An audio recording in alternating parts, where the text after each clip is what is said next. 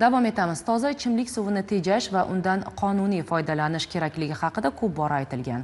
Ammo bunga ba'zan rioya qilinmaydi.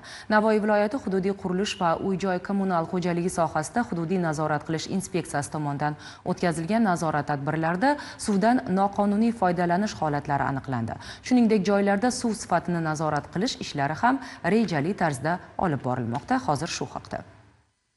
Suv hayot manbai, uni asrash esa barchamizning burchimiz. Afsuski, buni hamma ham birdek qabul qilmaydi. Olib borilgan nazorat tadbirlari davomida ayrim fuqarolar tomonidan toza ichimlik suvidan noqonuniy va isrofgarona foydalanish holatlari aniqlandi. Men sizga hozir ma'muriy jarima qo'llashim kerak. Bunday bo'lganda-da, yo'q, bemalol deysiz, lekin bu narsa ko'chada yashasaman. Gapimni eshiting.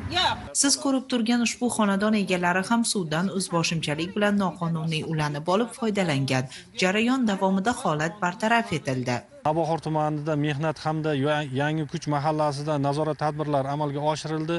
Nazorat tadbirlari davomida bitta fuqaro tomonidan ichimlik suv tarmog'iga o'zboshimchalik bilan hech qanaqa hujjatlarsiz ulanib olganligi aniqlandi. Aniqlangan holat yuzasidan ma'muriy javobgarlik to'g'risidagi kodeksda tegishli bandlarga asosan ma'muriy jarima rasmiylashtirildi. Fuqaro tarmoqdan uzildi. 2026-yilning ilk 3 oyida 115 ta qonun buzilishi qayd etildi. Bu oddiy raqam emas. E'tiborlisi, ularning asosiy qismi ichimlik suv tarmoqlarida sodir etilgan. Shotchikni o'rnatib qo'yib, qonuniylashtirib qo'ying hamma narsani. Nazorat tadbirlari yagona davlat nazorati axborot tizimi orqali ham davom ettirilib, tadbirkorlik subyektlarida ham qator kamchiliklar aniqlandi. Qonun ustuvor qoidabuzarlikka nisbatan esa javobgarlik muqarrar. Biroq asosiy maqsad jazolash emas, ogohlantirish. Shu bois suvni birgalikda asraylik shiori ostida keng ko'lamli targ'ibot ishlari ham amalga oshirilmoqda. Zero bebaho ne'matning aholiga beminnat va sof yetkazilishi zamirida katta mehnat turibdi.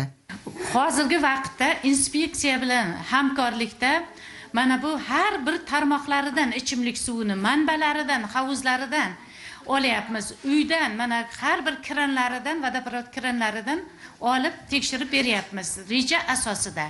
Bir so'z bilan aytganda, har bir tomchi kelajak demakdir. Navoiy viloyati qurilish va uy-joy kommunal xo'jaligi sohasida hududiy nazorat qilish inspeksiyasi hamda Navoiy suv ta'minoti korxonasi va uning tuman shahar bo'limlari bilan hamkorlikda doimiy ravishda nazorat tadbirlari davom etmoqda. Shiringul Asoy va Sevjor Sattorov Zamon informatsion dasturi uchun Navoiydan tayyorlandi.